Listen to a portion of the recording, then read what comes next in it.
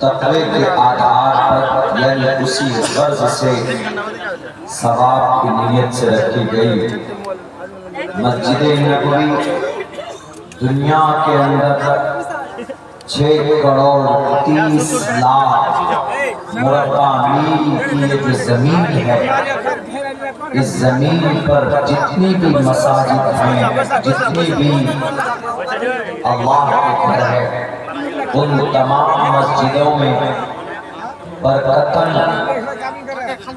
دوسری سب سے بڑی مسجد ہے مسجد نبوی۔ وہ مسجد ہجرت کے بعد اس کی بنیاد ڈالی گئی، تقریباً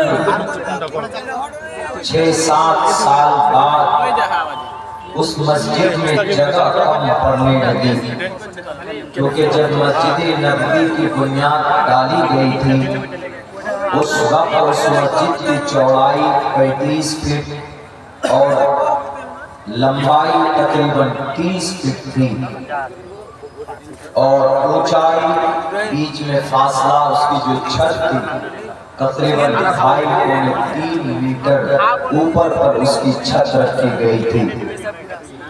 چھت لکڑی کھجور کی ٹہنیوں سے اس کی چھت بنائی گئی تھی، یعنی بالکل کچی چھت۔ آپ اگر آگ لگا دیں ماچس کی تیلیں کھینچ کر تو پوری چھت چند سیکنڈوں میں جل سکتی تھی، لیکن اس وقت کی مسجدیں کچی ہوتی تھی لیکن نمازی بڑے پکے ہوتے تھے۔ آج مسجدیں بہت مضبوط ہے، بہت پکی ہے، لیکن آج نمازی بہت کچے بھی ہیں اور بہت کم بھی ہیں۔ ہماری مسجدیں آباد نہیں ہو پا رہی ہے، اس پر بات کروں گا میں۔ تو جب اس مسجد کی بنیاد ڈالی گئی 5 سال 6 سال 7 سال کا عرصہ گزرا تو اس مسجد میں چونکہ ایمان لانے والے صحابہ کی تعداد بڑھنے لگی اور پھر مسجد کی جگہ کم پڑ گئی۔ جب مسجد کی جگہ کم پڑی تو اللہ کے نبی علیہ السلام نے مشورہ کیا اور صحابہ نے بھی بڑھ چڑھ کر حصہ لیا اور یہ کہا کہ اس مسجد کو تھوڑی وسیع کی جائے، بڑی کی جائے۔ جیسے آج آپ کے گاؤں میں مسجد کی توسیع کے کام کے لیے جلسے ہوتے ہیں، نوجوان اس کو بڑھانے کے لیے محنتیں کر رہے ہیں، تو اس وقت جب بات آئی سامنے کہ اس مسجد کو تھوڑی اور چوڑی کی جائے تو اس کی چوڑائی جہاں 35 فٹ تھی تو اس کی چوڑائی 20 فٹ اور بڑھانے کی بات ہوئی، اور لمبائی جہاں 30 فٹ تھی تو 15 فٹ اور بڑھانے کی بات ہوئی۔ تو جو زمین تھی، جو باقی اور زمین جو بڑھی بات میں، تو حضرت عثمان رضی اللہ تعالی عنہ انہوں نے ٹوٹل زمین کو خرید کر مسجد میں وقف کیا، مسجد میں دان دیا کہ لیجئے۔ تو حضرت عثمان غنی رضی اللہ تعالی عنہ نے مسجد کی زمین خریدی اور اس مسجد کی وسعت کا کام ہوا، وہ مسجد بڑھائی گئی۔ اسی طریقے پر ہر ایک زمانے میں حضرت عمر فاروق کے زمانے میں وہ مسجد بڑھی، اور اسی طرح آگے بڑھتے گئے حضرت عثمان کے دور میں، اور دیگر صحابہ اور دیگر بعد میں آنے والے مسلم حکمرانوں نے اس مسجد کی توسیع کا کام کیا۔ تو بہرکیف کبھی کبھی مسجد ناکافی ہوتی ہے تو اس کو وسیع کرنے کے لیے اس کو بڑھاتے ہیں، لیکن الحمدللہ یہ آپ کی بستی کے لیے بڑی خوشی کی بات یہ ہے کہ آپ کی مسجد میں نمازیوں کی تعداد بڑھی ہے، جس سے آپ مسجد کو بڑھانا چاہتے ہیں۔ بڑھائیے اور بڑھائیے تاکہ کل قیامت میں سینہ تان کر کہہ سکیں کہ اللہ ایسے فساد اور ایسے بگاڑ کے وقت میں ہم نے مسجد بڑی اس لیے کی چونکہ ہمارے نمازی بڑھ گئے تھے، تو یہ آپ کا عمل، آپ کی مسجد کے اندر توسیع کا کام یہ کل قیامت میں ممکن ہے اگر آپ کی نیت صحیح ہو تو یہ نجات کا ذریعہ بھی آپ کے لیے بن سکتا ہے۔ اسی لیے بہت مبارک کام ہے جو آدمی مسجد بنانے میں تعاون پیش کرتا ہے، جو آدمی مسجد بنانے میں بڑھ چڑھ کر حصہ لیتا ہے تو وہ بہت ہی خوش نصیب انسان ہے۔ آپ 100 200 300 400 500 روپے کا گوشت لا کر کھا کر ہضم ہو جائے گا، صبح آپ بیت الخلاء میں اس کو چلا جائیں گے کہ وہ چیزیں وہاں پر صاف کر کے آ جائیں گے، لیکن آپ نے 500 سے 1000 روپے سے 100 200 روپے سے اگر کسی مسجد کی تعمیر میں آپ حصہ لیتے ہیں تو یہ چیزیں ضائع نہیں ہوتی بلکہ یہ اللہ کے اکاؤنٹ پہ لکھا جاتا ہے۔ رب قرآن کریم میں کہتا ہے ما عندکم ينفد وما عند اللہ باق، جو تمہارے پاس ہے وہ ختم ہونے والا ہے اور جو تم نے وما عند اللہ باق، اور جو اللہ کے پاس جمع ہو گیا، اللہ کے پاس کوئی کیسے بھیجتا ہے پیسہ اور دولت، وہ نیکی کی شکل میں جاتی ہے۔ جیسے آپ نے یہاں پر کچھ پیش کیا ہے، تعاون کیا ہے، یہ آپ کا بیکار نہیں جائے گا بلکہ وہ اللہ کے پاس جمع ہو گیا۔ یہ میں نہیں کہہ رہا، یہ رب کا قرآن کہہ رہا۔ جناب محمد رسول اللہ صلی اللہ علیہ وسلم کی حدیث مبارکہ کہتی من بنا للہ مسجدا بنا اللہ لہ بیتا فی الجنہ، آپ دنیا میں جس اعتبار سے مسجد بناتے ہیں اللہ تبارک و تعالیٰ کل قیامت میں جنت میں آپ کے لیے اسی طرح کا محل تعمیر کر کے آپ کو دے گا۔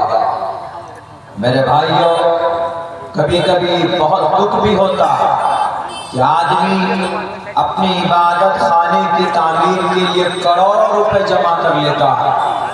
ابھی ہمارے بھارت کے اندر ہماری مسجد کو شہید کر کے ایک بت خانہ بنایا گیا، تقریباً 5000 کروڑ روپے جمع ہوئے بنانے کے لیے اس مندر کو، جس کو رام مندر بولتے ہیں۔ بابری مسجد تھی پہلے، وہاں پر اس کو شہید کر کے یہ پیسہ دان کر کے وہ پیسے آئے۔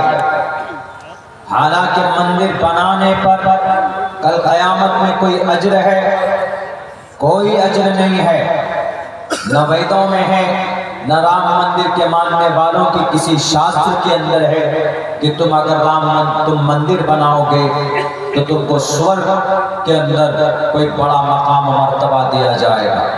لیکن مسجد بنانے پر ضرور ہے، مسجد بنانے پر ان کے گرنتھوں میں بھی ہے کہ وہ برہمگتستان کی ستسنگتر دان وچارتوشا، کہا گیا ہے کہ ایشور کے نام کو جپنے کے لیے جو جس جگہ پر ستسنگ کی جاتی ہے یعنی ایشور کی عبادت کی جاتی ہے وہ جگہ قابل مبارک ہے، اس لیے کہ اس جگہ پر انسان کو شانتی ملتی، اس جگہ پر انسان کو، جس جگہ پر ایشور کا نام لیا جائے وہ جگہ امن کی جگہ ہے، جس جگہ پر پرماتما کا نام جپا جائے۔ اور مسجد میں ہم لوگ کیا کرتے ہیں؟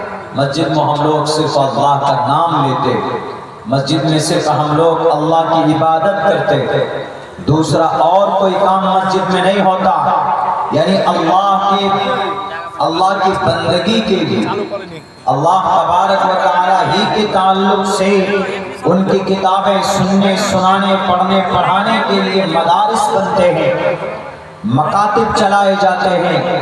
بلکہ اللہ کے نبی علیہ السلام نے مدینہ المنورہ میں بیٹھ کر وہاں کے پتھر پر بیٹھ کر محمد علیہ السلام نے دنیا کے تمام امور کے فیصلے کیے، سیاست ہو، سماجی کام ہو، ملی کام ہو، قوم کے لیے اگر کوئی بھی کام ہوتا تھا تو آپ علیہ السلام وہی مسجد نبی پر بیٹھ کر وہ کام انجام دیتے تھے، یہاں تک کہ صحابہ کرام کو جنگ میں بھیجنے کا کام اسی مسجد نبوی سے ہوا کرتا تھا، مسجد سے ہوتا تھا۔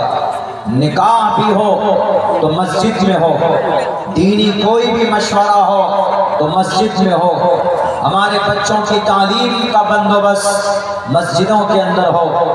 دنیا کو نہیں معلوم تو معلوم ہونا چاہیے کہ دنیا کا سب سے پہلا مدرسہ اگر کہیں پر تھا تو مسجد کے اندر تھا، جس کو آج دنیا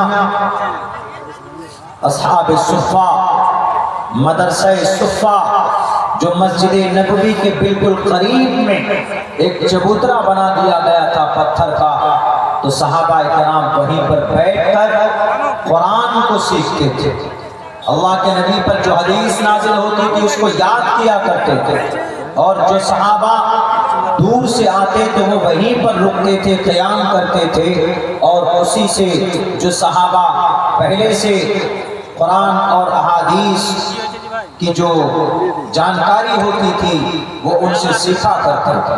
آج ہم لوگ مسجد سے الگ ہو گئے، آج صرف اذان ہو تو مسجد میں وہی 10-5 لوگ پہنچتے ہیں نماز پڑھنے کے لیے، باقی مسلم نوجوان، مسلم ہمارے سماج کا ایک بڑا طبقہ مسجد سے بالکل الگ تھلگ رہتا، جس کی بنیاد پر مسجد، اگر آپ مسجد کو آباد نہیں کریں گے، نمازیوں کی تعداد نہیں بڑھے گی، تو آپ کیا سمجھتے ہیں کہ وہ مسجد آپ کے لیے خیر کا ذریعہ بنیں گی؟ جب مسجدیں آباد نہیں ہوتی ہے تو مسجد کے دل سے پوچھو، ان کے دل سے ہو سکتا ہے آپ کی تباہی اور بربادی کے لیے کوئی آہ نکلتی ہو۔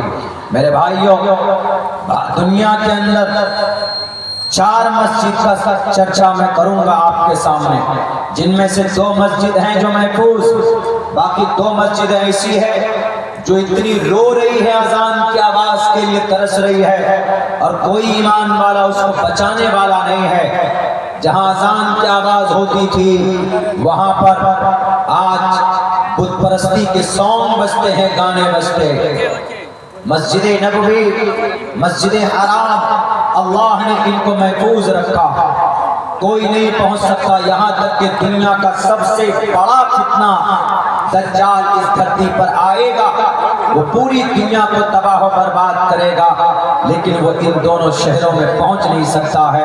مسجد حرام کو، مسجد حرام کا مطلب مبارک مسجد، بہت ہی قابل احترام والی مسجد، دنیا کے اندر سب سے مبارک اور محترم کوئی مسجد ہے تو مسجد حرام۔ دوسرے نمبر پر مسجد نبوی، مدینہ المنورہ، شہر مدینہ میں۔ تیسری مسجد مسجد اقصیٰ، تعمیری کام کے اعتبار سے جب مسجد حرام بنی، اس کے 40 سال کے بعد سیرت ابن ہشام نے اپنی کتاب کے اندر یہ تشریح کی وضاحت کی لکھی کہ 40 سال کے بعد مسجد اقصیٰ کی بنیاد ڈالی گئی، لیکن فضیلت کے اعتبار سے دوسرے نمبر پر مسجد نبوی ہے، مدینہ المنورہ کی مسجد ہے۔ تیسرے نمبر پر مسجد اقصیٰ، آج 1967 سے لے کر آج تک مسجد اقصیٰ یہودیوں کے قبضے میں۔ چوتھی مسجد قرطبہ کی جامع مسجد ہے، اندلس، اسپین، قرطبہ کی جامع مسجد بہت پرانی مسجد ہے، آپ کو شاید پتہ نہ ہو، 784 یا 85 عیسوی میں اس مسجد کی بنیاد رکھی تھی عبد الرحمن الاول بادشاہ نے، لیکن آج وہ بھی مسجد یہودیوں کے قبضے میں ہے۔ اس مسجد کو گرجا گھر بنا دیا، یعنی اس مسجد میں اذان نہیں ہوتی، اس مسجد میں 5 وقت کی نماز نہیں ہوتی، نہ مسجد اقصیٰ میں، مسجد اقصیٰ کے کونے میں کہا گیا ہے یہودیوں نے، ظالم اسرائیل کے اندر بسنے والے نتن یاہو کے ان چیلوں نے اس مسجد کو اپنے نرغے میں لے رکھا۔ 1967 سے لے کر آج تک وہ مسجد یہودیوں کے قبضے میں۔ ہماری مسجدیں ہماری مسجدیں کیوں چھینی جا رہی؟ بھارت کے اندر یہ اتر پردیش کا لال بجھکر، اس کو کچھ نظر نہیں آتا، کچھ نہیں دکھتا ہے۔ جب دیکھتا ہے کہ ہماری کرسی ٹوٹنے والی ہے تو وہ بلڈوزر پھینک کسی نہ کسی مسجد کو توڑنے کی بات کرتا ہے، کچھ نوجوانوں کو اگر کر دیتا ہے۔ انہیں پتا ہونا چاہیے لال بجھکر صاحب کو کہ لال بجھکر صاحب مسجد کسی مسلمان کی نہیں ہے، مسجد اللہ کا گھر ہے۔ جس جگہ پر جو زمین مسجد کی ہے وہ اللہ کی ہو جاتی ہے، اور اللہ کو پوری دنیا میں سب سے مبارک اور پسندیدہ کوئی جگہ ہے تو وہ صرف مسجد ہے۔ ان احب البلاد الى اللہ مساجدها، تمام شہروں میں، تمام جگہوں میں، بلکہ روئے زمین پر رب کو اگر کوئی جگہ پسند ہے تو وہ مسجد، اور سب سے زیادہ ناپسند کوئی جگہ ہے اللہ کو تو مارکیٹ اور بازار، جہاں پر ہم لوگ اپنا مبارک اور اپنا قیمتی وقت ضائع کر دیتے تھے۔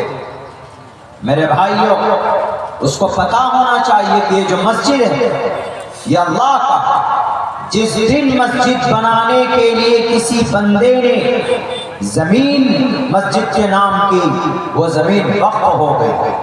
وہ زمین وقف کا مطلب ڈونیٹ کر دینا، قربان کر دینا، کس کے لیے؟ اللہ کے لیے۔ مسجد ہے تو اللہ کے لیے، یا اگر کوئی زمین کسی مدرسے کے لیے، کسی مکتب کے لیے دے دی گئی تو وہ اللہ کی مخلوق کے لیے، اللہ کے بندوں کے فائدے کے لیے۔ انہی وقف کی پراپرٹی انہی کو بولا جاتا ہے، جو مسجد ہے وہ وقف کی پراپرٹی۔ اور ہمارے بھارت کے اندر جو زمین وقف کی گئی ہے، یعنی ہمارے پوروج نے، بادشاہوں نے، مالداروں نے جو ہمارے ہندوستان میں جو زمین وقف کیے ہیں، پتہ ہے ان کی کتنی تعداد ہے، کتنے ایکڑ میں ہے؟ 9.5 لاکھ ایکڑ زمین وقف کی ہے بھارت کے اندر۔ 9.5 لاکھ ایکڑ زمین، 9 ایکڑ نہیں، 900 ایکڑ نہیں، 9000 ایکڑ نہیں، 9.5 لاکھ ایکڑ زمین وقف کی ہے، یعنی اللہ کے نام پر لوگوں نے وقف کیے ہیں۔ انہی زمین کو ہڑپنے کے لیے، انہی زمین پر ناجائز تسلط جمانے کے لیے، انہی زمین پر ناجائز قبضہ کرنے کے لیے mister prime minister mister Modi ji نے ایک نیا سنشودھن لانے کی بات کہی۔ یعنی ابھی اگر آپ کے ضلع کٹھیار میں کوئی وقف کی پراپرٹی ہے تو آپ کے ضلع کٹھیار میں جو وقف کی کمیٹی ہوگی تو اس زمین کا دیکھ بھال کرنے والا تو وہ جو وقف کی کمیٹی کا ہیڈ ہے، متولی ہے، جو ممبران ہیں وہ ہوں گے، اور وہ ٹوٹل ممبران مسلمان ہوں گے۔ یہ ابھی تک تھا، لیکن جب یہ قانون آئے گا تو آپ کے کٹھیار میں وہ جو وقف کے ٹیم کا جو سب سے بڑا سردار ہوگا وہ ڈی ایم ہوگا، اور 2 غیر مسلم ہوں گے اس کے ممبر۔ یعنی سنستھا ہماری، زمین ہماری، دیکھ بھال کرنے والے آپ کون ہوں گے جی؟ ڈی ایم کیوں ہوگا، اور 2 غیر مسلم ممبر کیوں ہوں گے؟ یہ بات سمجھ کے خلاف ہے، اسی کے لیے ہم لوگ پروٹیسٹ کر رہے ہیں، اسی کے لیے ہم لوگ احتجاج کر رہے ہیں کہ ہمیں یہ قانون پسند نہیں ہے۔ جب زمین ہماری ہے، آپ کے گاؤں میں جو مسجد ہے وہ جس نے بھی زمین دیا دیں گے، وہ زمین مسجد کا متولی بیچ نہیں سکتا ہے، یا مسجد کے کام کے علاوہ دوسرے کام میں استعمال نہیں ہو سکتا ہے، کیونکہ ایک چیز جب وقف ہو گئی اس کو نہیں بیچ سکتے۔ لیکن mister prime minister mister Modi اس کو بیچنا چاہتا ہے، بیچا ہے۔ ممبئی کے اندر جو سب سے بڑا ادیوگپتی ہے امبانی صاحب، ان کی جو ڈبلوکیٹ جنت ہے انٹیلیا 4000 اسکوائر فٹ پہ ہے، 21 کروڑ، ماتر 21 کروڑ، حالانکہ 21 کروڑ اس کے لیے کوئی بڑی رقم نہیں ہے، 21 کروڑ روپے میں انہوں نے وہ زمین خریدی۔ جب تحقیق کی گئی پتہ یہ چلا کہ وہ وقف کی زمین ہے۔ وقف کی زمین کوئی نہ بیچ سکتا ہے نہ کوئی خرید سکتا۔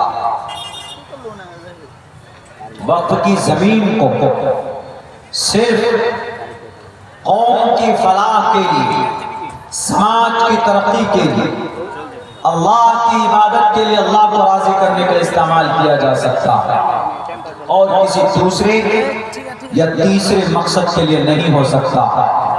لیکن اس کو 21 کروڑ روپے میں بیچا گیا اور ابھی اس کا کیس کورٹ میں چل رہا۔ ایک آدمی کو خوش کرنے کے لیے قانون لایا، سوچا کہ یہ قانون آئے گا تو اس علاقے کا جو ڈی ایم ہوگا وہ فوراً کلین چٹ دے دے گا ڈپلیکیٹ کے جنت کے رکھوالے کو، اور اس کو کہا جائے گا کہ بھئی آج سے یہ زمین آپ کی ہے۔ میرے بھائیوں، وقف کی پراپرٹی کوئی نہیں بیچ سکتا۔ یقیناً ہمارے وقف کے ذمہ داروں سے کوئی نہ کوئی غلطی ہوئی، اور یقیناً ہوئی۔ اگر یہ وقف کی پراپرٹی کی صحیح دیکھ بھال کرتے لوگ، اس کا پیسہ صحیح استعمال میں ہوتا تو آج آپ کو آپ کی مسجد بنانے کے لیے چندہ نہیں کرنا پڑتا۔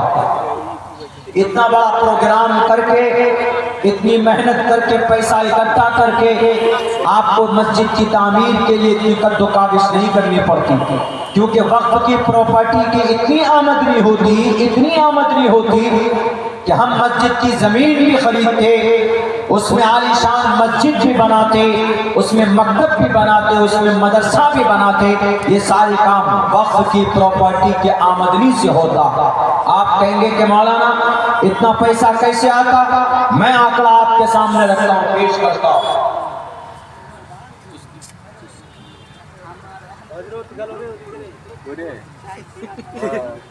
شکریہ، جزاک اللہ۔ مہاراشٹرا میں 30% وہاں پر 1 لاکھ ایکڑ زمین مہاراشٹرا میں ہے وقف کی، ان میں سے 70,000 ایکڑ زمین ناجائز قبضہ ہے اس پر، یعنی وقف کے پاس نہیں ہے۔ وقف کے پاس ماتر 30,000 ایکڑ زمین ہے۔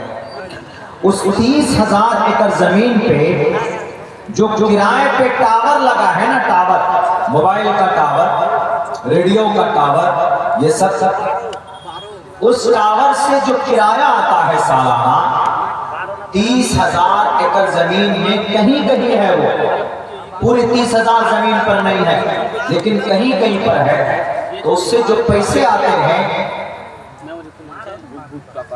1 سال میں 10 کروڑ روپے کی آمدنی ہے صرف صوبہ مہاراشٹر میں وقف کی پراپرٹی۔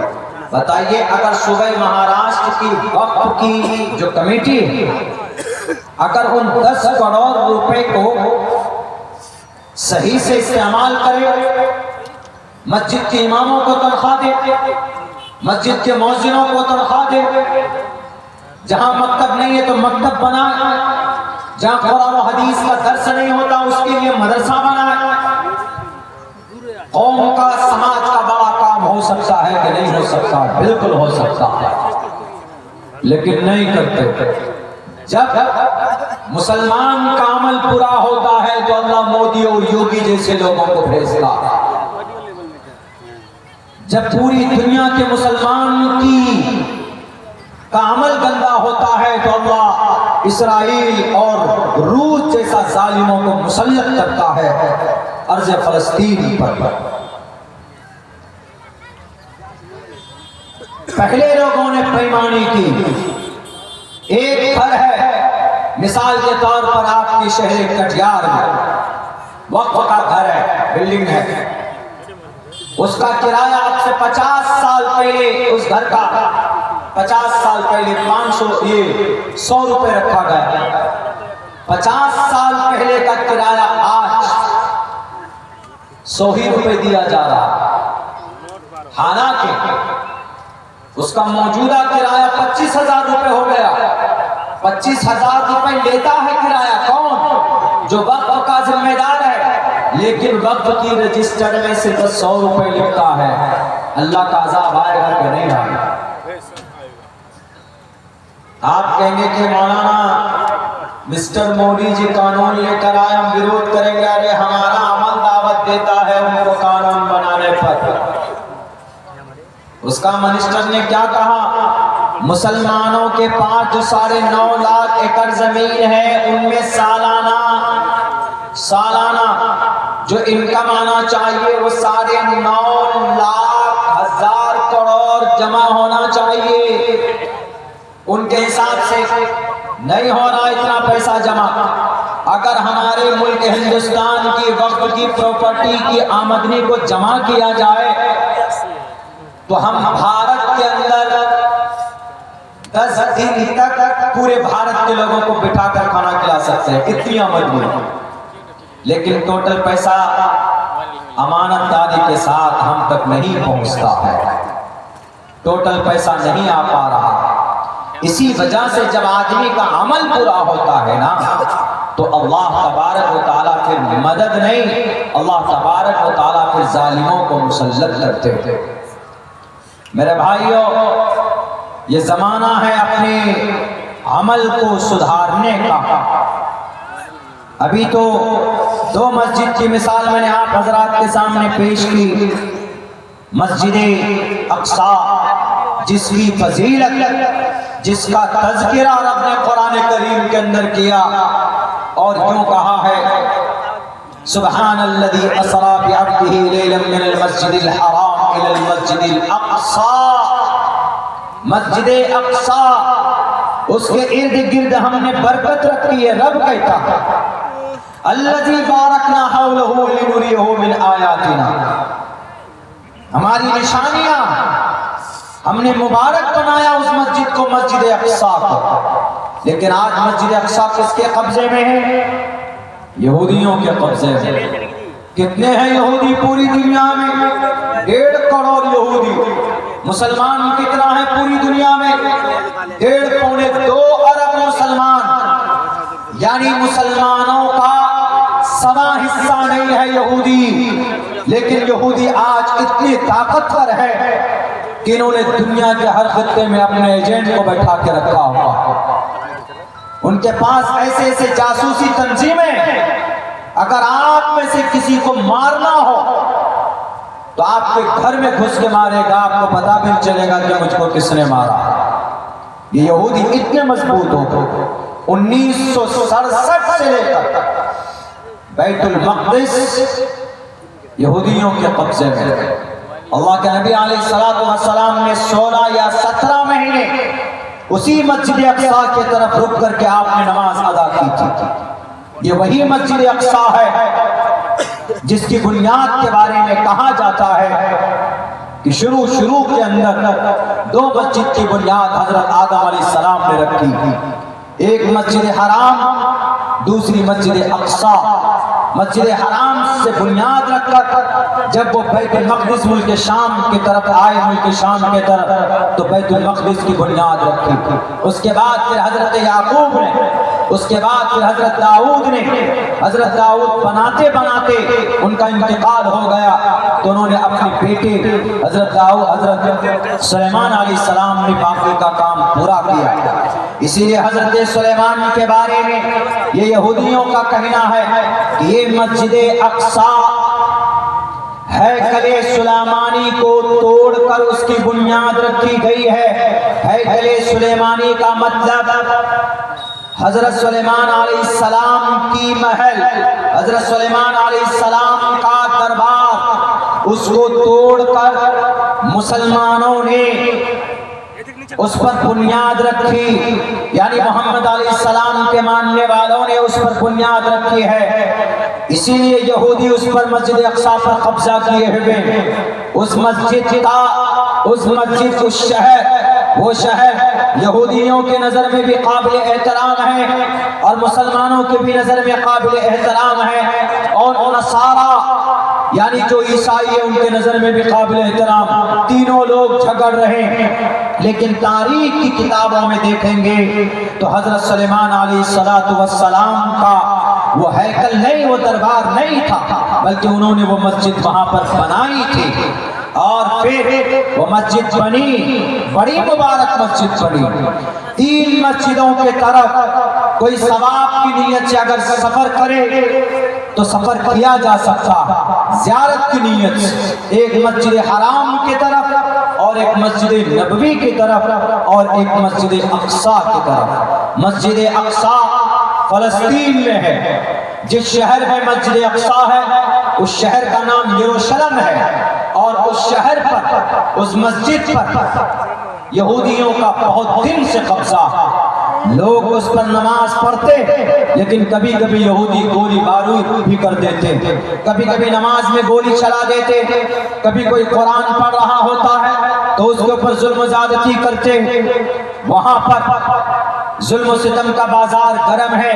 البتہ یہ مسجد پہلے بھی یہودیوں اور نصرانیوں کے قبضے میں گئی، لیکن قربان جائیے ایک بڑے عظیم سپہ سالار سلطان صلاح الدین ایوبی نے یہ مسجد جب یہودیوں کے قبضے میں گئی تو 16 مرتبہ جنگ لڑی انہوں نے۔ سلطان صلاح الدین ایوبی نے 16 مرتبہ جنگ لڑی، تب جا کر مسجد اقصی کو آزاد کیا اور کرایا 1100 عیسوی کے اندر، یعنی اب سے تقریباً 1000 یا 1100 سال پہلے کی بات۔ سلطان صلاح الدین ایوبی اس مسجد کو آزاد کرنے والے، اس مسجد کو فتح کرنے والے، اس سے پہلے حضرت عمر فاروق رضی اللہ تعالیٰ عنہ تھے۔ اس مسجد کو یہودیوں کے نرغے سے اور ان کے پادری اور ان کے وہاں اس وقت کے عیسائیوں کے نرغے سے چھڑانے والے عمر فاروق رضی اللہ تعالیٰ عنہ، لیکن آج پھر یہودیوں کے قبضے میں۔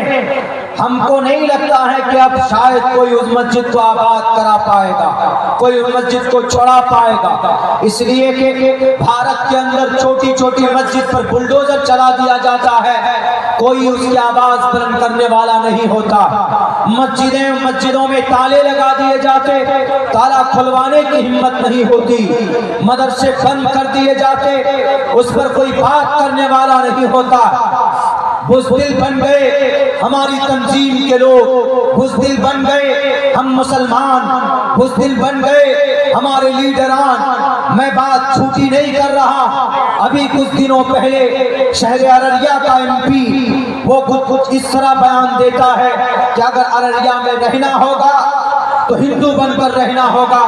آج تک ان کے خلاف کوئی لیڈر کیس بک نہیں کرا پایا۔ وہ ہمارا سیمانچل جو پرامن علاقہ ہے پورے بھارت کے اندر، اس کو آگ میں جھونکنے کا بیان دیتا، اس کے اوپر کیس فائل نہیں ہوا، اس کی اریسٹنگ نہیں ہوئی، لیکن ان کو اریسٹ کرنے کے لیے جو لوگ مطالبہ کر رہے تھے 500 اگیات لوگوں کے خلاف کیس بک کر لیا گیا۔ یہ دوہری پالیسی یہاں کے پرشاسن کی، لیکن کسی کی ہمت نہیں ہوئی کہ اس پردیپ کمار سنگھ کے خلاف ہم کسی تھانے میں جا کر کوئی FIR درج کراتے۔ کیوں؟ سب ڈر گئے، سب کے منہ میں تبھی جمے ہوئے تھے۔ بڑی تنظیمیں کیوں سو رہی؟ ہمارے سیمانچل جو بہت پرامن علاقہ، پورے بھارت کے اندر غربت ضرور ہے، پسماندہ ضرور ہے، لیکن سیمانچل کے لوگ پرامن ہیں۔ ہمارے سیمانچل کے لوگ لڑائی پر وشواس نہیں رکھتے، ہمارے سیمانچل کے لوگ دنگا پر وشواس نہیں رکھتے۔ ہمارا سیمانچل کا نوجوان غریب ضرور ہے، لیکن ہاتھ میں تلوار لے کر کسی نہتے کو مارتا نہیں ہے۔ MP صاحب، آپ کی جو نیت ہے ناپاک ہے، آپ کی سوچ ہے گھٹیا ہے۔ آپ پڑھے لکھے اگر ہیں تو آپ کو اپنے سوچ پر پچھتاوا ہونا چاہیے، اس لیے کہ صاف لفظوں میں شریمد بھگوت گیتا کے اندر کہا گیا کہ جو آدمی گرو گیانی ہوگا وہ کسی کو تکلیف دینے کے لیے کوئی بات نہیں کہے گا۔ بہرکیف یہ تو وہ ہیں، ان کو سمجھنا ہے کہ انہوں نے غلط کہا ہے کہ صحیح کہا، یعنی جو بولا ہے، جو غلطی کیا اس کے اوپر کوئی ارسٹنگ نہیں، بلکہ وائٹ پریس سیکیورٹی دی گئی ہے ان کو۔ اور جو بیچارہ کہہ رہا ہے کہ جو اس طرح کا بھاشن دے رہا ہے لڑنے اور دنگا فساد کا، اس کو اریسٹ کرو تو ان معصوموں کو پکڑ کر ان کے خلاف FIR ہو رہی۔ ارریہ کے DM صاحب، SP صاحب، آپ تو کم سے کم نشپکش ہو کر جانچ کیجئے اور اس کو کیفر کردار تک پہنچائیے۔ وہ ممبر آف پارلیمنٹ ہیں تو وہ صرف ارریہ کے ہندو بھائیوں کا نہیں، ارریہ کے اندر جو بڑی تعداد میں امن پرست مسلمان رہتے ہیں آپ ان کے بھی MP ہیں۔ آپ نے سیلاب سے سیمانچل اور ارریہ والوں کو بچانے کے لیے کون سے ترقی کے کام کیے آپ نے مہانندہ بیسن تو بنایا نہیں، آپ نے کوئی انجینئرنگ کالج لے کر آیا، آپ کوئی ٹریننگ کالج لے کر آئے، یا آپ نے کوئی بڑا کام کیا ایجوکیشن کے میدان میں؟ یہاں سے لوگ مزدوری کرنے دلی، پنجاب، ہریانہ جاتے، آپ نے کوئی فیکٹری کی بات کی نہیں کی۔ آپ کی زبان سے جب بھی نکلتی ہے تو آگ نکلتی، نفرت کی بات نکلتی۔ میں عبداللہ سالم آپ کی کتابوں کا میں انالیسس کرتا ہوں، آج تک میری زبان سے کسی ہندو بھائیوں کے خلاف کوئی غلط شبد نہیں نکلے، اس لیے کہ ہم جانتے ہیں کہ بھئی ان کا ایک عقیدہ ہے، اسی لیے کسی اپنی زبان سے کسی ہندو کو تکلیف دینا یہ جائز نہیں ہے، نہ اسلام میں جائز ہے، نہ بھارت کے سمویدھان کے اندر ان کی اجازت ہے۔ اسی لیے میں کہتا ہوں کہ بزدل بننے کی ضرورت نہیں۔ جو لوگ اگرے ہیں، جو لوگ ماحول کو خراب کرتے ان سے امن کی گزارش، اور جو لوگ بول کر ماحول خراب کرتے لگاؤ گریراج سنگھ کے ہاتھ میں ہتھکڑی۔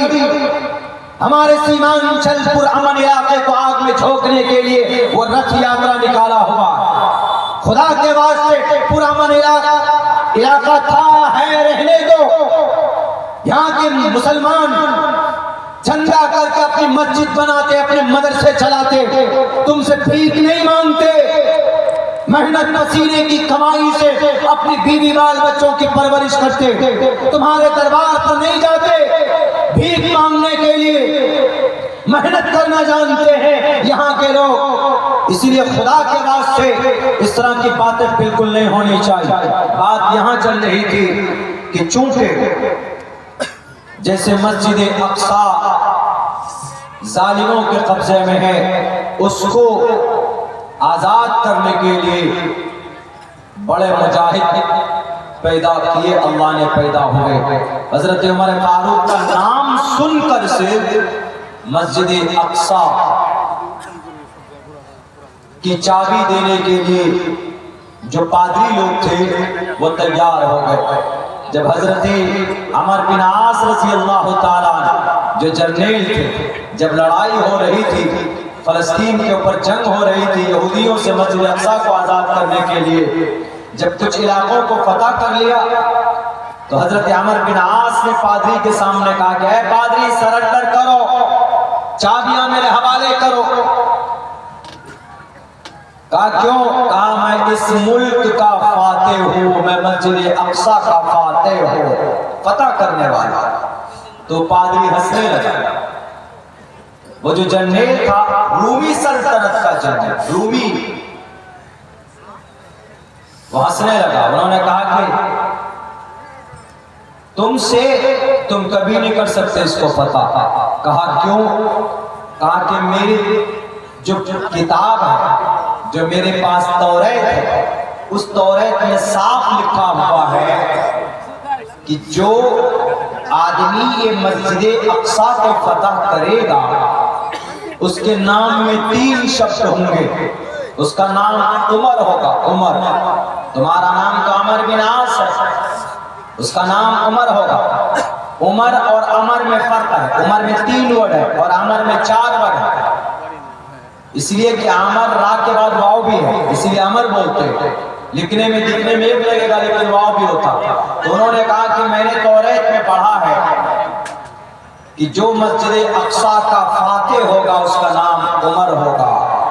تمہارا نام تو عمر ہے، اسی لیے میں ہنس رہا ہوں۔ تم جو بولتے ہو کہ میں فاتح ہوں، تم فاتح نہیں ہو۔ ہمارے کتاب کے حوالے سے فاتح تو عمر نام کا شخص ہوگا، اور میں جانتا ہوں کہ حضرت عمر تمہارے حضرت عمر خلیفہ ہیں، امیر المؤمنین ہیں، اور وہ اپنی جگہ پہ ہیں۔ ہم چابی تم کو نہیں دے سکتے، اگر تمہارے عمر آ جائیں تو ہم ان کے ہاتھ میں چابی دیں گے۔ تو حضرت ابو عبیدہ نے فوراً خط لکھا حضرت عمر فاروق رضی اللہ تعالیٰ عنہ، یہ کہا کہ اے امیر المؤمنین آپ آئیں گے تبھی یہ مسجد آپ ہمارے قبضے میں آئے گی، ورنہ نہیں۔ کہا کہ اچھا ٹھیک ہے، کوئی بات نہیں۔ لمبا سفر تھا، آپ نے ایک اونٹ لیا اور لمبے سفر کی وجہ سے آپ نے اپنے ایک غلام کو لیا۔ بہت مشہور ہے واقعہ، حضرت عمر فاروق رضی اللہ تعالیٰ عنہ چلے، کپڑا ویسے ہی، کپڑا کرتا جو پہنے ہوئے تھے اس میں پھٹے ہوئے تھے، ان کے کرتے پھٹے ہوئے تھے، پھٹا ہوا کرتا پیبند لگا ہوا تھا جگہ جگہ پر۔ آج سل کر کوئی کرتا یا کوئی کپڑا پہننا چاہتا ہے، کوئی نہیں پہننا چاہتا، کہے گا کہ عزت کا فالودہ نکل جائے گا۔ میں اکثر جگہوں میں لمبے سفر میں جاتا ہوں اپنی گاڑی سے، تو میں اکثر لنگی استعمال کرتا ہوں۔ کئی مرتبہ مجھے لوگوں نے کہا کہ مولانا کیوں لنگی پہن کر جاتے ہیں، آپ سے لوگ محبت کرتے ہیں تو کیا اتنی بے عزتی؟ میں یہ کہتا ہوں کہ آدمی کی پہچان کپڑوں سے نہیں ہوتی، مجھے جس کو پہچاننا ہوگا میری شکل سے پہچان لے گا، اور مجھے جو عزت ملی ہے اللہ تبارک و تعالیٰ کے قرآن و حدیث کی باتیں کرتا ہوں، شریعت کی بات کرتا ہوں، تو اس سے اللہ تبارک و تعالیٰ نے لوگوں کے بیچ میں تعارف کرایا ہے۔ میرا تعلق اس سے نہیں ہے کہ میں نے پیجامہ پہن کے رکھا ہوا ہے کہ نہیں ہے، میری عزت کا تعلق اس سے نہیں ہے۔ تو عمر فاروق رضی اللہ تعالیٰ عنہ ویسے ہی بہت کوئی خاص کپڑا نہیں، اونٹ پر بیٹھے، اور ان کے صافات جو غلام تھا اس غلام سے یوں بھی کہا عمر فاروق نے کہ اے میرے غلام، تم یہ مت سمجھنا کہ میں امیر المؤمنین ہوں تو اونٹ پر بیٹھ کر چلوں گا، تم پیدل چلو گے، ایسا نہیں ہے۔ باری باری کبھی حضرت عمر بیٹھتے، کبھی ان کا غلام بیٹھتا، حضرت عمر نکیل پکڑ کر جاتے۔ آج کل کوئی دنیا کا سی ایم، کوئی پی ایم ایسا کرے گا کوئی نہیں کر سکتا، لیکن عمر فاروق نے ایسا کیا۔ اسی لیے ہمارے بھارت کے گاندھی جی نے کہا کہ عمر فاروق اور ابو بکر صدیق ایسے ہیں کہ اگر ان کا نظام اور سسٹم آج امپلیمنٹ کیا جائے، آج انہوں نے اپنے زمانے میں کہی تھی، تو ہمارا بھارت خوشحال ہو جائے گا، ہمارے بھارت کے اندر ترقی ہوگی۔ کیوں؟ کیونکہ وہ اتنے بڑے عہدے پر ہونے کے باوجود بھی وہ قوم اور سماج کے لیے بہت زیادہ محنت کرتے تھے، قوم اور سماج کے لیے ہمیشہ فکر مند رہتے تھے۔ اتنی دولت کی گدی پر بیٹھنے کے باوجود کبھی بھی 1 روپے انہوں نے مس یوز نہیں ہونے دیا، غلط خرچ نہیں کیا۔ جیسے آج کل کا نیتا گدی پہ بیٹھے گا تو قوم کے لیے جو پیسہ آئے گا تو اس قوم کے پیسوں کو بھی لوٹے گا، جو مائنورٹیز کے لیے جو فنڈ آئے گا وہ بھی لوٹے گا۔ سیمانچل کے اندر ابھی سیلاب آیا، زیادہ سے زیادہ ایک بلاک میں 200-300 لوگوں کے 7,000 روپے یہ بھیک دے رہے ہیں۔ آپ بھیک بہار کے سی ایم صاحب واپس کر لو، 7,000 روپے کا تو ہمارے شیر شاہ آبادی برادری کے لوگ مٹن کھا جاتے ہیں، 7,000 روپے کا ایک مہینے کے اندر نہیں چاہیے آپ کی یہ بھی، آپ کو دینا ہی تھا تو ایک کسان کو کم سے کم 50,000 روپے کا معاوضہ دیتے، جن کے دھان ختم ہو گئے، جو یہاں کی بیسک فصل جو سیلاب میں تباہ ہو گئے، جل کر اور گل کر ختم ہو گئے۔ عمر فاروق رضی اللہ تعالیٰ عنہ حقداروں تک پہنچایا کرتے تھے، اور انہوں نے کہا کتنی سادگی تھی۔ جب وہ پہنچے، قریب پہنچے ہیں، تو حضرت ابو عبیدہ آئے اور ایک بڑھیا سا جوڑا لے کر آئے، شیروانی جبہ کھپا لے کر کے آئے۔ تو انہوں نے کہا کہ امیر المؤمنین، یہاں لوگ چونکہ مؤدب ہیں، عیسائی ہیں، یہودی ہے اس کو، اور وہ لوگ اچھے کپڑے پہنتے ہیں، ان کے بیچ میں جائیں گے آپ اس حالت میں تو تھوڑی انسلٹ ہی ہوگی، ہمارا انسلٹ ہوگا، اس لیے اچھے کپڑے پہنیے. تو اس وقت عمر فاروق نے کیا جواب دیا؟ آج کل کوئی نہیں دیتا. انہوں نے کہا کہ اللہ نے ہمیں اسلام کے ذریعے عزت دی ہے, ہمیں کپڑوں سے عزت نہیں ملی. فوراً آپ نے پہنا اٹھا کر پھینک دیا, پھر وہی کپڑے پہنے. جب چلے گئے سامنے جو وہ لوگ تھے پادری لوگ, انہوں نے سوچا آگے پیچھے body guard, white plus Z plus security, جیسے آج کے زمانے میں, یعنی آگے بھی لوگ پیچھے بھی لوگ ہوں گے, بیچ میں امیر المومنین ہوں گے, پورا لاؤ لشکر لے کر آئیں گے. وہ یہی سمجھ رہے تھے. نام پڑھا تھا, کیفیت کیا ہوگی حالت نہیں پڑھی تھی اپنی کتاب میں انہوں نے. تو انہوں نے دیکھا کہ ارے بہت سیدھے سادے کپڑے پہنے ہوئے چلے آ رہے اپنے دوستوں کے بیچ میں. دیکھ کر متاثر ہوئے, یہ وہی عمر ہے جن کی حکومت 22 لاکھ مربع میل کے علاقے میں ہے. یہ وہی عمر ہے جنہوں نے ایران و فارس کو قیصر و کسریٰ کے تختے کو پلٹ کر رکھ دیا. یہ وہی عمر ہے جن کو دیکھ کر شیطان اپنا راستہ بدل لیتا. یہ وہی عمر ہے جن کے منشا کے مطابق اللہ نے آسمان سے زمین پر قرآن کریم کی آیتیں اتاری. یہ وہی عمر ہے. دیکھ کر اتنا متاثر ہوا. جب قریب آئے تو انہوں نے کہا کہ یا امیر المومنین, آپ ہی ہیں, لیجئے یہ چابی بیت المقدس کی, یہ چابی آپ کے قبضے میں ہے. لیجئے ہم نے قلعے کی چابی آپ کو دے دی ہے, اب آپ لیجئے, آج سے بیت المقدس آپ کا. بنا ایک قطرہ خون بہائے عمر فاروق نے مسجد اقصی کو فتح کیا. نماز کا وقت ہوا تو وہاں پر آپ علیہ السلام جو صلاح کر رہے تھے تو ان کے چرچ کے قریب بیٹھ کر تو آپ حضرت امیر المومنین نے نماز کے وقت میں وہاں نماز نہیں پڑھی, بلکہ آپ دوسری جگہ پر نماز آپ نے جا کر پڑھی. اس لیے تاکہ ہمارے صحابہ یہ نہ سمجھیں کہ یہ جگہ بھی مسجد کی ہو گئی, امیر المومنین نے نماز پڑھی ہے تو اس پر قبضہ کر لو. آج جتنے بھی لوگ بولتے ہیں نا کہ مسجد جبرن قبضہ کر کے بنائی گئی ہے, جیسے یہودی لوگ بولتا ہے مسجد اقصی کے بارے میں, تم ثبوت پیش کر دو, مسجد اقصی تمہارے حوالے کر دیں گے. وہاں کے فلسطین کے وہاں کی جو وقف اسلام ہے, وقف اسلام کا وہاں پر بھی بورڈ ہے, وہ آپ کے حوالے کر دیں گے, لیکن دلیل نہیں پیش کر سکتے, اس لیے ایسا ہوا ہی نہیں. جیسے بھارت کے اندر کسی بھی مسجد کو شہید کر, کسی بھی مندر کو توڑ کر مسجد نہیں بنائی گئی ہے, بلکہ مسجد کے پلیٹ فارم سے ہمارے ہندو بھائیوں کو ڈونیشن دیا گیا, ان کی مدد کی گئی, ان کے فلاحی کام کے اندر میں بادشاہوں نے پیسے خرچ کیے. کوئی مسجد بھارت کے اندر مندر توڑ کر نہیں بنایا گیا. بابری مسجد غلط بات, بابری مسجد جس وقت بنائی جا رہی 1528 کے اندر, 1528 میں بھی رام چندر جی کے نام پر کتاب لکھنے والا رام چرتر مانس تلسی داس وہیں پر بیٹھ کر تلسی داس رام چرتر مانس لکھ رہا ہے.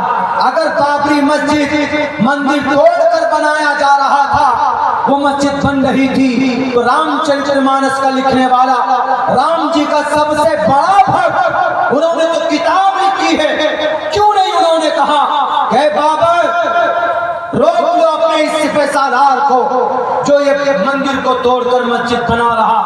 ایک ورڈ بھی نہیں بولا. کیوں؟ کیونکہ ایسا ہوا ہی نہیں تھا, یعنی کسی مندر کو توڑ کر مسجد بنائی ہی نہیں گئی تھی. سپریم کورٹ میں بھی ایکسپٹ کیا تھا جب ججمنٹ دینا تھا کہ بابری مسجد کسی مندر کو توڑ کر نہیں بنائی گئی.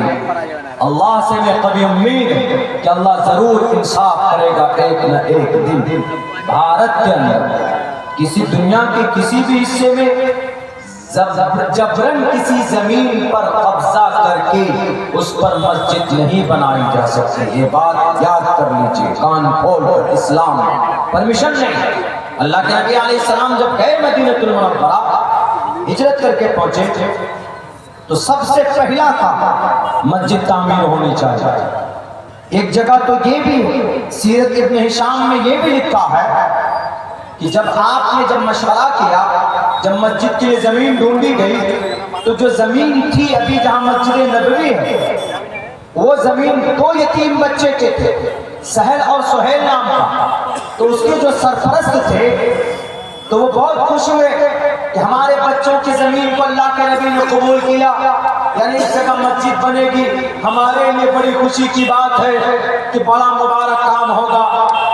بہت خوش ہوئے، لیکن اللہ کے نبی نے کہا کہ کیسے خوش ہو، فری میں نہیں ملنے والا۔ آج کل تو اگر اللہ کے لیے کوئی وقف کر دے زمین تو ٹھیک ہے، لیکن چونکہ محمد رسول اللہ کو یہ پیغام دینا تھا کہ جبرن بالکل نہیں، تاکہ کل چل کر کوئی یہ بات اٹھاتا کہ مسجد نبوی بنائی گئی، زبردستی زمین پر ایک بھی پیسہ نہیں دیا گیا۔ اللہ کے نبی علیہ السلام نے 10 دینار دیے، اور دینار ادا کرنے والے ان دونوں بچوں کو حضرت ابو بکر صدیق رضی اللہ تعالی عنہ تھے۔ ان کے ذریعے سے 10 دینار پیسے دیے گئے زمین کے اوپر۔ پھر آپ علیہ السلام نے خود سے تعمیری کام شروع کیا۔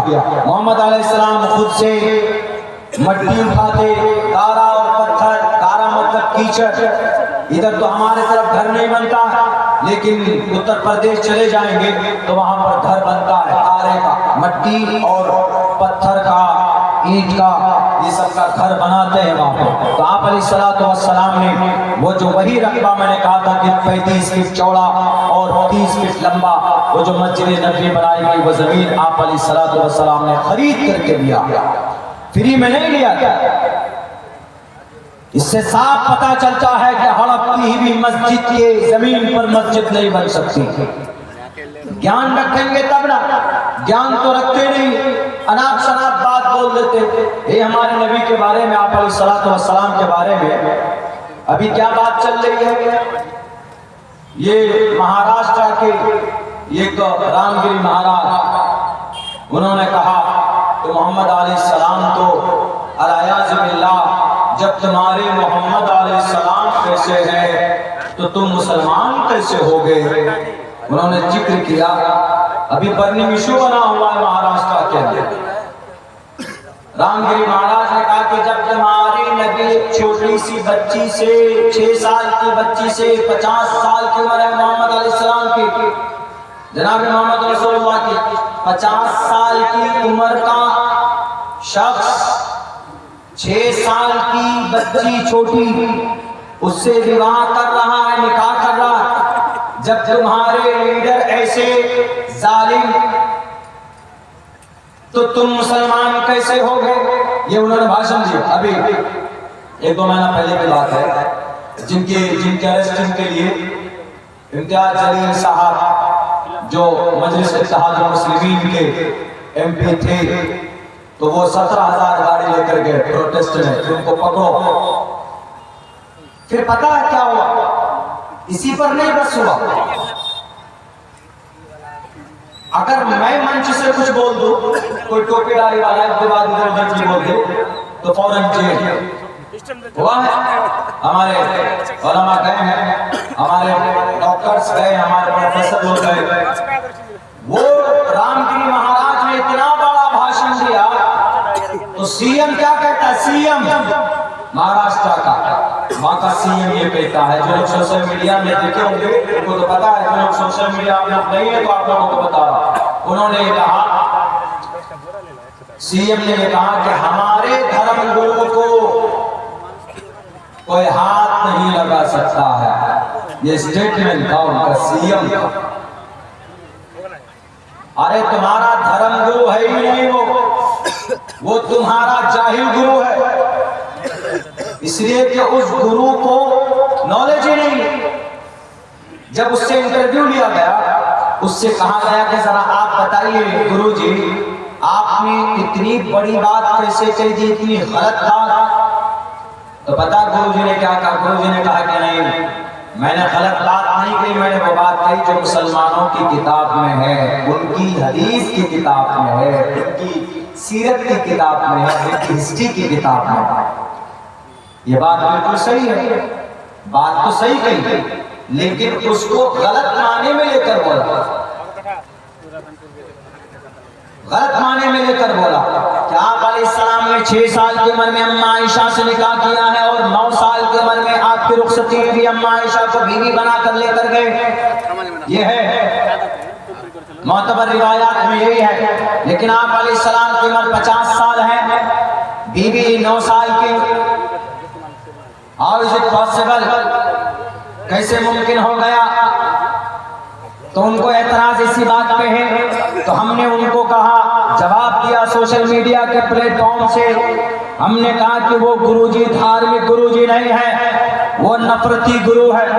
جو آدمی دھارمک ہوگا, جو آدمی نالج فل ہوگا, جس آدمی کو گیان ہوگا, وہ کبھی بھی کسی کی دھرم کی بات کو لے کر اس کو ذلیل اور رسوا نہیں کرے گا. اس کو اگر سمجھائے گا بھی تو مہذب انداز میں, مثبت انداز میں. لیکن یہی بات ان کے کتاب میں اگر ہو تو ہم نے کہا کہ ہمارے نبی کے اوپر تھوکنے سے پہلے گرو جی اپنی کتاب میں دیکھ لیجئے, آپ کی کتاب میں بھی ہے, 30 वर्षा भारतो विंदेन नगरिकाम एकविंशति वर्षा वा 17 वर्षा वाप्नुयात्. 30 बरस का मर्द 10 वर्षा 10 वर्ष की लड़की से विवाह कर सकता है, ऐसी लड़की से जिसको हैज का खून ना आया हो, यानी उसको महामारी ना आई हो. और फिर नीचे आइए, नीचे वाले लाइन में लिखा है एकविंशति. 30 को बोलते हैं, एकादशा 11 को बोलते हैं, द्विदशा 12 को, त्रयोदशा 13 को, चतुर्दशा 14 को, पंचदशा 15 को, षोडशा 16 को, सप्तादशा 17 को, अष्टोदशा 18 को, नवदशा 19 को और विंशति 20 को. इसी विंशति 20 के साथ एक लगाइए. संस्कृत में एक को एकम बोलते हैं. एकादशा, एक विंशति, एक त्रयोदशति, एक चतुर्शति, एक पंचाशति, 51 ऐसे जाएगा. ये संस्कृत की गिनती है, ऐसी गिनती संस्कृत में. एकविंशति वर्षा 21 बरस का मर्द लड़का, 7 साल की बच्ची से विवाह कर सकता है. कहाँ लिखा है? महाभारत का ये मंत्र है, महाभारत में लिखा है. आपको अगर नबी की जात पर एतराज है कि 6 साल की उम्र की बच्ची से विवाह कैसे किया, 9 साल की उम्र की रुखसती में बीवी बनाए, तो महाभारत के इस मंत्र में भी होना चाहिए. यहाँ पर भी तो वही बात है कि 30 बरस का मर्द 10 वर्षा 10 साल की बच्ची भी तो नाबालिग होती है ना. भारत के अंदर में बच्ची पर बालिग होती लड़की. इस्लाम की नजर में 12 साल की उम्र में, भारत के कानून में 18 साल की उम्र. लड़का कब बालिग होता है? 14 साल की उम्र के बाद इस्लाम की नजर में, शरीयत में. लेकिन भारत के संविधान में 21 साल के बाद. लेकिन आजकल का लड़का तो 10 साल में बालिग हो जाता है. मोबाइल लेके, मोबाइल देखते के वो टाइम से पहले बालिग हो जाते हैं. उल्टी सीधी हरकतें करते. फिर शादी उसके माँ बाप करा के नहीं देते तो चुपचाप अपनी सेटिंग को लेकर भाग जाते हैं और जाकर किसी कोर्ट में शादी कर लेते हैं. माँ बाप कहाँ जी पता नहीं, माँ बाप से भी बगावत कर कर जाके शादी कर लेते हैं. और समाज की बेटियां भी ऐसी कर रही, हमारी समाज की लड़कियां. इस ताल्लुक से बहुत बातें होती भी आ रही हैं और लोग करते हैं. मैं इतना कहूंगा, वक्त से पहले बालिग मत हो, बहुत खतरा है. औरत के लिए, लड़की के लिए, लड़के के लिए. पहली बात तो तुमको एक नशा, एक हवस के चक्कर में इतने बड़े बड़े गुनाह हो जाते हैं, जिंदगी खराब हो जाती. नेपाल की एक लड़की है, बेंगलोर के अंदर नौकरी करती, शादीशुदा लड़की, औरत, ज्यादा उम्र की नहीं. अपने शौहर को छोड़कर अपने बॉयफ्रेंड के साथ रहने लगी. बॉयफ्रेंड मतलब लड़का दोस्त. हवस पूरा हुआ, 60 टुकड़े करके फ्रिज के अंदर उसको डाला. 60 ٹکڑے کر کے فریج کے اندر ڈالا اس کو. 19 دن کے بعد اس کی لاش ملی. جب بدبو ہو رہی تھی اور مارنے والا لڑکا اڑیسہ کا تھا اور مارنے والا لڑکا لڑکی کا بوائے فرینڈ دوست, جس کے لیے بولتے تھے you are my life, you are my life. وہ بھی بولتا ہوگا تم ہماری زندگی کی سب کچھ, اس طرح کے ڈائلوگ. دل پھیک عاشق کسی کو بولتے, دل پھیک عاشق, زندگی تباہ و برباد کرنے والے ظالم. بیرک ہے, یہ کبھی نہیں ہونا چاہیے. کسی پر اعتراض کیجئے معذب انداز آتا ہے. جو بات اللہ کے نبی علیہ السلام کی جیونی میں ہے تو آپ علیہ السلام کی جیونی میں بات غلط نہیں ہے, کیونکہ اما عائشہ صدیقہ سے نکاح حضرت ابوبکر صدیق نے کرایا اور اللہ کے نبی نے 9 سال کی عمر میں جو رخصتی کی ہے اما عائشہ کی رخصتی ہوئی ہے. 9 سال کی عمر میں اما عائشہ بالغہ ہو گئی تھی. عرب کنٹری کے اندر وہاں کی آب و ہوا گرم ہے, وہاں 9-10 سال کی عمر میں بچیاں بالغ ہو جاتی ہیں, اس میں کوئی شک نہیں ہے, اس لیے اس پر کوئی اعتراض نہیں ہونا چاہیے. رام گری مہاراج صاحب, آپ کو اگر یہ اعتراض ہو کہ نبی نے 11 شادیاں کیوں کی, نبی نے 11 شادیاں کی ہے, آپ کی طرف برہمچاری نہیں بنے ہیں, اندر خانے سب کام کرتے ہیں, پتہ ہے. بنا عورت کے, بنا شادی کے کسی کی زندگی پرسکون نہیں ہو سکتی. مرد کے اندر سیکس کی شہوانی قوت اللہ نے رکھی مرد اور عورت کے اندر. عورت قبضہ کر لے, عورت کنٹرول کر لے, مرد نہیں کر سکتا. شہوت جس کو سیکس بولتے یہ اللہ کی طرف سے, یہ مرد جلدی کنٹرول اگر کر لے, یعنی جس کی اس قوت کو, اس اچھا کو پورا کرنے کے لیے اللہ تبارک و تعالیٰ نے ایک نظام رکھا ہے اس کا شادی کا. یعنی اگر آدمی کے اندر شہوت ہو, اس کو پورا کرنے کے لیے اللہ نے پاک رشتہ بنایا. کون سا؟ شادی کا. اللہ کے نبی فرماتے ہیں من استطاع منکم الباءۃ فلیتزوج, اگر تم میں سے کوئی آدمی خرچ برداشت کر سکتا, بیوی کو سکھ دے سکتا, اس کی ضرورت پوری کر سکتا, فلیتزوج, اس کو چاہیے کہ شادی کرے, گرل فرینڈ نہ بنائے, موبائل کے اندر میں ہیلو ہاؤ یو نہ کرے, شادی کرے, بیوی بنائے. فلیتزوج, شادی کرنے کی وجہ سے آپ کے اندر کی خواہش, ایک دوسرے کے لیے لباس بن جائیں گے, ایک دوسرے کی ضرورت پوری کریں گے. فإنه أغض للبصر وأحسن للفرج ومن لم يستطع فعليه بالصوم. اور اگر کسی کے اندر طاقت نہیں ہے, گھر نہیں ہے, پیسہ نہیں, لیکن شیطانی قوت ہے, تو وہ کیا کرے گا؟ بیوی بھی نہیں بنا سکتا, وہ شادی نہیں کر سکتا, کیونکہ he has no money, اس کے پاس پیسے نہیں ہے. تو جناب محمد رسول اللہ فرماتے ہیں فعلیہ بالصوم, تو اس کے اوپر روزہ ضروری ہے. وہ روزہ رکھے گا تو روزے کی وجہ سے شہوانی قوت کم ہوتی ہے. نہ کوئی ایسی مثال کوئی ڈاکٹر کی گولی نہیں دکھا سکتے جو سیکس کو کم کرنے والی, جو سیکس کی بھوک کو کوئی کم کرے, نہیں دکھا سکتے. ہمارے نبی کے دامن میں آنا ہوگا. رام گری مہاراج صاحب, اتنی بڑی بات ہمارے نبی کہہ رہے ہیں, آپ تو لوگوں کو ورغلاتے. ہمارے نبی کے پیغام سے سماج کے اندر میں ترقی ہوتی ہے. یہ پیغام صرف حدیث میں نہیں ہے, یہ پیغام آپ کی منسمرتی میں بھی ہے.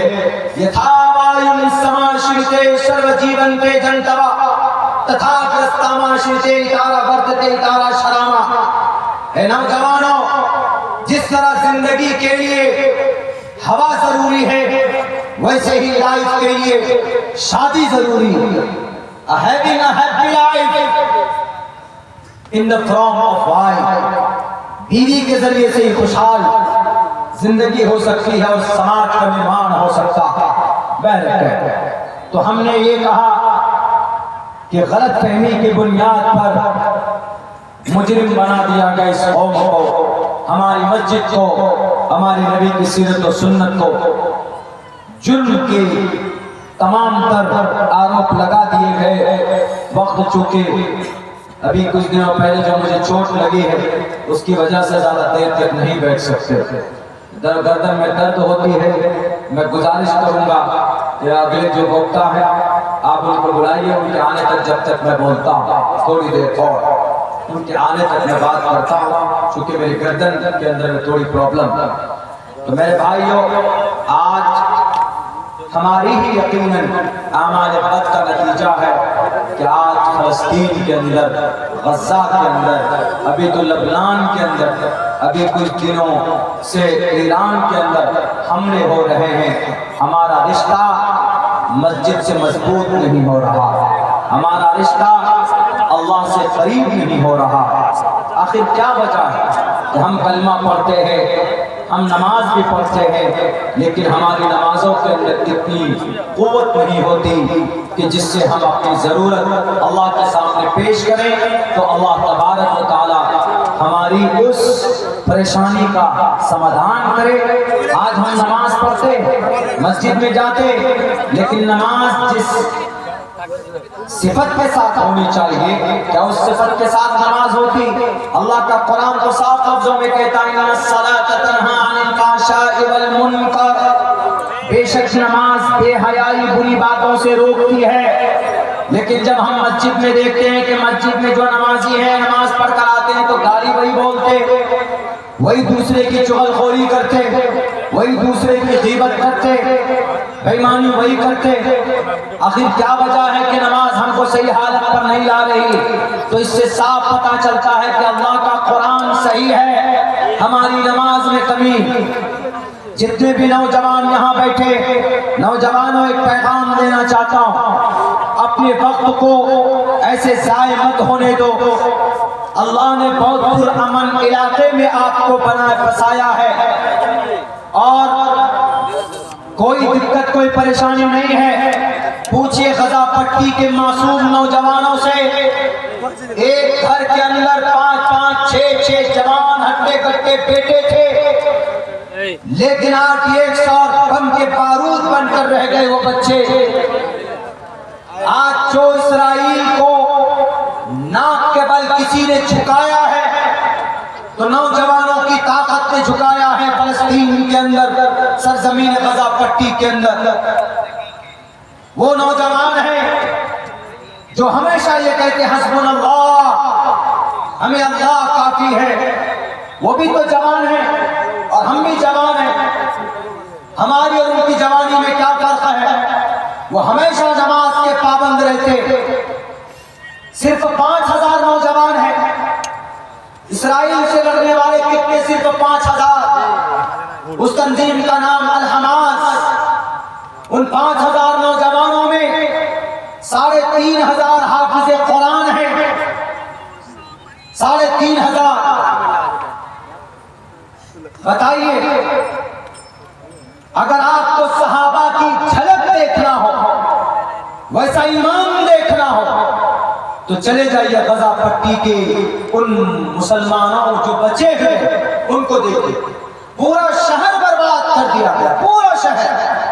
غزہ پٹی کوئی بہت بڑا شہر نہیں ہے، غزہ پٹی 40 کلومیٹر لمبا ہے، 12 کلومیٹر چوڑا، ایک جگہ صرف 6 کلومیٹر چوڑا ہے۔ اسی کے اندر 40 لاکھ لوگ رہتے ہیں۔ اس غزہ پٹی کا ایک علاقہ سمندر سے گھرا ہوا، 3 حصہ اس کا 2 حصہ اسرائیل سے گھرا ہوا ہے، ایک حصہ مصر سے گھرا ہوا۔ وہ بیچارے سمندر میں جائیں تو ڈوبتے، اسرائیل میں جا نہیں سکتے۔ پتہ کیوں؟ بڑی بڑی دیوار کھڑی کر دی بارڈر پر اسرائیل کہ یہ اسرائیلی ادھر نہ، یہ غزہ پٹی کے فلسطینی ادھر نہ۔ اتنا بڑا ظلم ہو رہا، اسی لیے وہاں کے نوجوانوں نے اور وہاں کے مسلمانوں نے یہ طے کیا، یہ انہوں نے عہد کر لیا، عزم کر لیا، اب جو ہو دیکھا جائے۔ دنیا کی سب سے زیادہ ڈیفنس سسٹم اسرائیل میں، چھوٹا سا ملک ہے، چھوٹا سا، بہت اتنا سا، بہت بڑی آبادی بھی نہیں ہے، لیکن اتنا طاقت بنایا، اتنا طاقت انہوں نے بنایا ہے، بنا رکھا ہے کہ کوئی بھی ان سے قریب نہیں ہو رہا ان کے مقابلے کے۔ کیوں؟ ان کے پاس آئرن ڈوم ہے، آئرن ڈوم کوئی بھی ملک اس کے اوپر حملہ کرے تو اپنے آپ کو بچا سکتا ہے. وہ 5-6 کروڑ روپے اس کی ایک میزائل کو بنانے میں لگتا ہے، اور وہ آئرن ڈوما میں دیکھا کہ کوئی میزائل آ رہا ہے تو فوراً وہ ٹریک کرتا ہے، ڈائریکٹ کرنے کے بعد ہوا میں مارتا ہے. ایسی ڈیفنس سسٹم صرف اسرائیل کے پاس ہے، دنیا کی کسی کنٹری کے پاس نہیں. لیکن اس کو بھی پچھلے 1 سال سے 7 اکتوبر سن 2023 سے آج تک کہ اکتوبر ختم سن 2024 یعنی 13 مہینے سے مسلسل وہ آگ اور بارود کی بارش کر رہے ہیں. دیکھیں ذرا آپ لوگ بیٹھیے، مجھے بات پوری کرنے دیجئے، نہیں تو پھر آئندہ کے لیے میں یہ بند کر دوں گا. آپ تھوڑا بیٹھ جائیے، اس کے بعد لے کے جائیے.